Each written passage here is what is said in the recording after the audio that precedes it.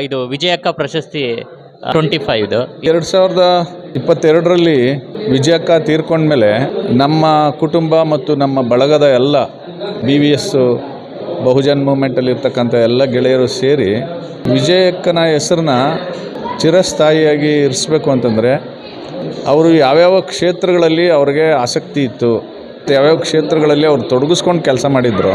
So ಆ ಕ್ಷೇತ್ರಗಳ 5 ಕ್ಷೇತ್ರಗಳು ಮಾಡಿ ಆ 5 ಕ್ಷೇತ್ರಗಳಲ್ಲಿ 5 ಜನ ರಾಜ್ಯ ಮಟ್ಟದ ಪ್ರತಿಭಾವಂತರನ್ನು ಗುರುತಿಸಿ ಅವ್ರಿಗೆ ಪ್ರಶಸ್ತಿ ಪ್ರದಾನ ಮಾಡೋದ್ರ ಮೂಲಕ ಅವರನ್ನು ಜೀವಂತವಾಗಿಡಬೇಕು ಅಂತ ತೀರ್ಮಾನ ಮಾಡಿದ್ರು. ಸೊ ನಾನು ಒಪ್ಪಿಕೊಂಡೆ ಅದು.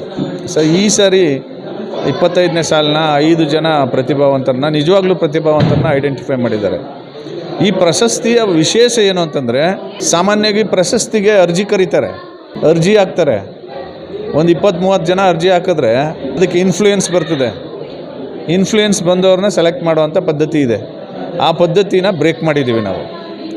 ಈಗ ರಾಜ್ಯ ಮಟ್ಟದಲ್ಲಿ ಯಾರು ಈಗ ಪರಿಸರ ಇದ್ರ ಬಗ್ಗೆ ಯಾರು ನಂಬರ್ 1 ಸ್ಥಾನದಲ್ಲಿದ್ದಾರೆ ಅವ್ರನ್ನ ಐಡೆಂಟಿಫೈ ಮಾಡಿ ಬೇರೆ ಬೇರೆ ರೂಪದಲ್ಲಿ ಐಡೆಂಟಿಫೈ ಮಾಡಿ ಅಲ್ಲಿ ಹೋಗಿ ಅವ್ರಿಗೆ ಸರ್ಪ್ರೈಸ್ ಕೊಡೋವಂಥದ್ದು.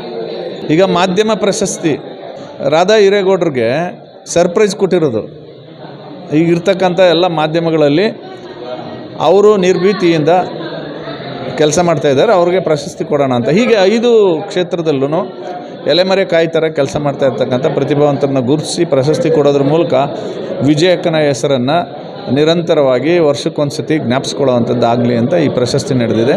ಈ ಕಾರ್ಯಕ್ರಮ ಭಾಳ ಯಶಸ್ವಿಯಾಗಿ ನಡೆದಿದೆ. ನಮಗೆ ಮತ್ತು ನನಗೆ ಮತ್ತು ನಮ್ಮ ಕುಟುಂಬದವ್ರಿಗೆಲ್ಲ ಖುಷಿಯಾಗಿದೆ. ಟ್ರಸ್ಟ್ನ ಎಲ್ಲ ಟ್ರಸ್ಟಿಗಳಿಗೂ ಇದು ಖುಷಿಯಾಗಿದೆ. I am really happy. ಜೈ ಭೀಮ್. ಜೈ ಭೀಮ್.